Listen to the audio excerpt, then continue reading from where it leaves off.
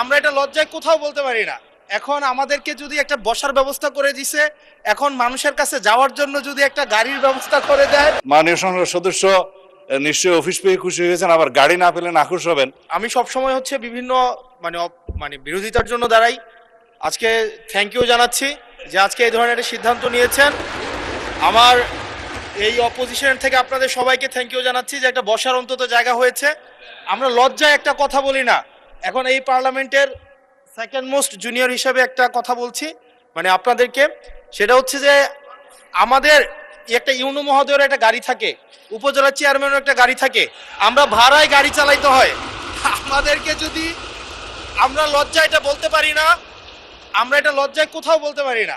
এখন আমাদেরকে যদি একটা বসার ব্যবস্থা করে দিছে, এখন মানুষের কাছে যাওয়ার জন্য যদি একটা গাড়ির ব্যবস্থা করে দেয়, তাইলে আমাদের জন্য একটু সুবিধা হয়, মানুষের কাছে একটু যাইতে পারি। মাননীয় স্বরাষ্ট্রমন্ত্রী কিছু বলতে চান? স্পিকার, মাননীয় স্পিকার আপনাকে ধন্যবাদ। মাননীয় সংসদ সদস্য নিশ্চয়ই অফিস পেয়ে খুশি হয়েছেন, আবার গাড়ি না পেলে নাখুশ হবেন। তো সেই জন্য কিভাবে কি করা যায় সংসদ সদস্যদের যানবাহনের ব্যবস্থা, সেটা আলাদাভাবে আলাপ আলোচনা করে সরকারি দল বিরোধী দল একটা বিহিত ব্যবস্থা করার জন্য আমি মাননীয় প্রধানমন্ত্রীকে অনুরোধ জানাচ্ছি। ধন্যবাদ মাননীয় স্পিকার। মাননীয় বিরোধী দলের নেতা বলুন।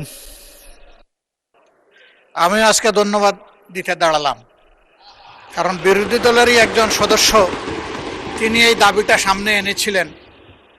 ট্রেজারি বেঞ্চ থেকে এটাকে কগনিজেন্সে নিয়ে বাস্তবায়নের উদ্যোগ নেওয়ার জন্য আমি ধন্যবাদ জানাই।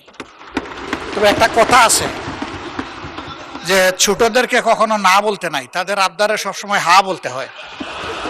হাসনাত আব্দুল্লাহ বলে ফেলেছে, সাথে সাথে না না বললে আমি বেশি খুশি হইতাম।